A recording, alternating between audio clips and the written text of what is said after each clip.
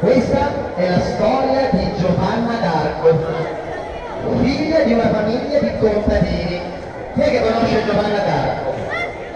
Tu la conosci? Aspetta, quanti anni hai?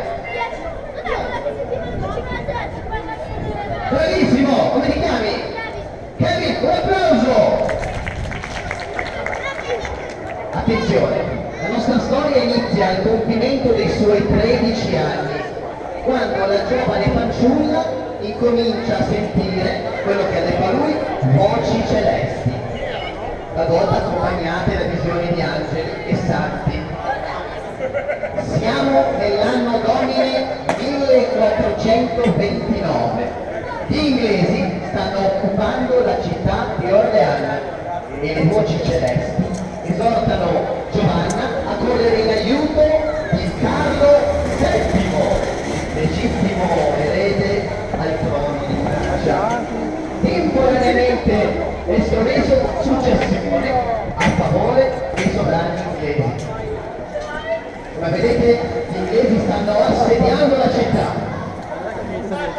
Giovanna si presentò alla corte reale come messaggero presentando una missione, quella di salvare la sua terra, la Francia. Dopo essere stata interrogata da Carlo in persona, le affidò il comando di un esercito convinto della rotta della coraggiosa giovane donna.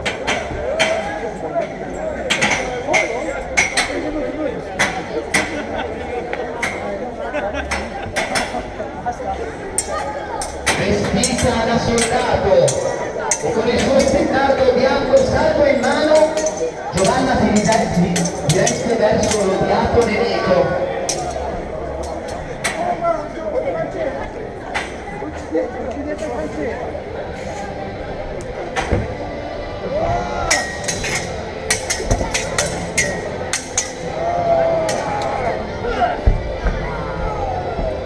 Voi siete solo una donna!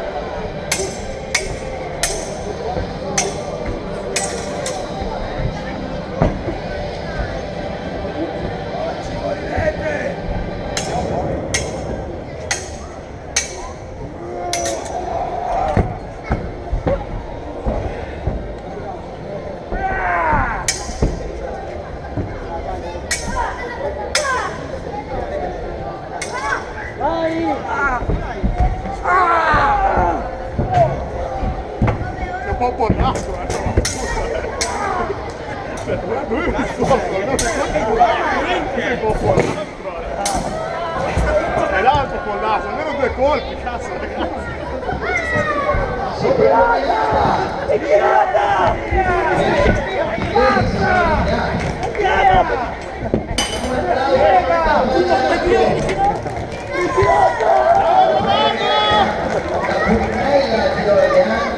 Giovanna d'Arco riportò un'inaspettata e gloriosa vittoria.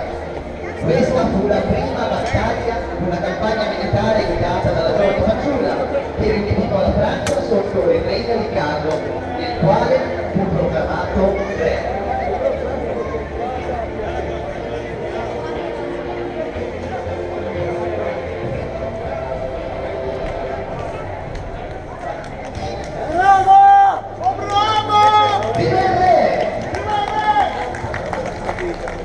Lei portò le sue battaglie oramai sola.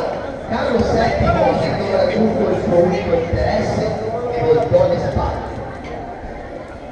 Giovanna senza aiuto perorò la sua causa e il suo cammino fino a quando cadde vittima di un intimo tradimento. Scattò così la trappola dei nemici inglesi.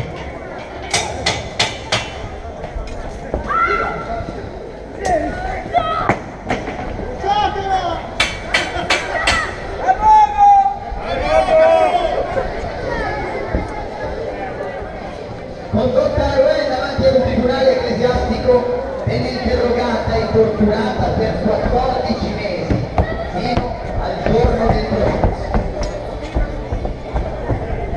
Giovanna fu accusata di atti illeciti per aver indossato abiti maschili e 3 gole in gara. Venne condannata a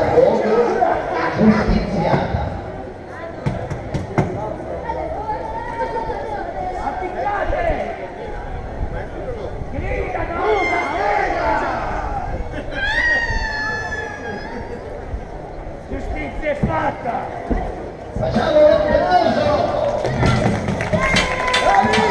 Fate molta attenzione perché la storia della puttana siciliana non finisce in un cumulo di cenere, poiché Giovanna fu proclamata santa dal Papa quindi negli aprili in chiesa.